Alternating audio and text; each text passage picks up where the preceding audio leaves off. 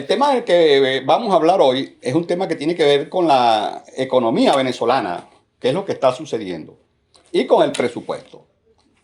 El presupuesto que está contemplado para el año 2023, tomando nota de lo que se hablaran digamos, los representantes políticos que tienen esa competencia, creo, la vicepresidenta de la República.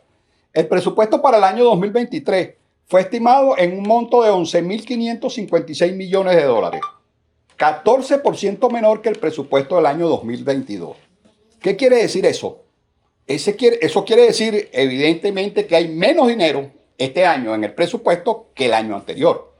Vista la situación que tenemos de los salarios, de la economía, que a pesar de que la economía creció en más de un 15%, que es una buena señal, tenemos un elemento fundamental, que es el elemento de los salarios, ya que los salarios de alguna manera tienen que ser dignificados. Ya eso es vox populi, no solamente entre el gobierno y también la oposición, por supuesto, que está haciendo su trabajo, digamos, propagandístico sobre eso para determinar que el gobierno es el culpable de esa situación. Sin tomar en cuenta, claro está, lo diría yo, el hecho de que Venezuela tiene un bloqueo económico que no le permite, de alguna manera, tener una fluidez de negocios con respecto a los demás países. Y eso indudablemente afecta enormemente.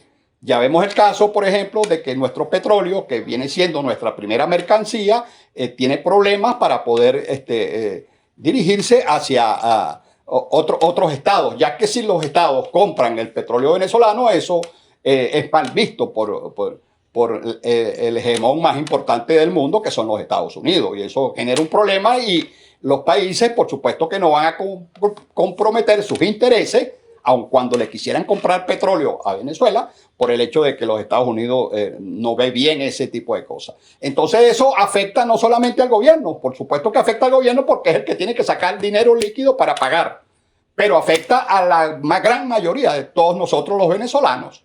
Entonces hay allí un problema que no solamente le compete al gobierno venezolano, por supuesto que el gobierno venezolano tiene la principal responsabilidad, pero nos compete a todos nosotros los venezolanos y las personas que viven en este país. Buscar la manera de cómo vamos a solucionar ese problema, porque el país puede crecer, puede tener una economía que se apuntale a 10, a 15, a 20, a 30%, pero si el 80% o el gran porcentaje de su población de alguna manera no puede disfrutar de esos beneficios, de esa situación, por el hecho de que no puede comprar absolutamente nada con el dinero que gana, esto realmente a la larga no es un beneficio para la sociedad. Entonces, sino que es un beneficio para pocas personas, para un grupo muy reducido de personas que sí tienen la posibilidad de poder hacer sus compras de manera bastante importante. Entonces, eso tiene que ser medido, tiene que ser visto. Hay que tomar en cuenta cómo se manejan realmente por institución el presupuesto.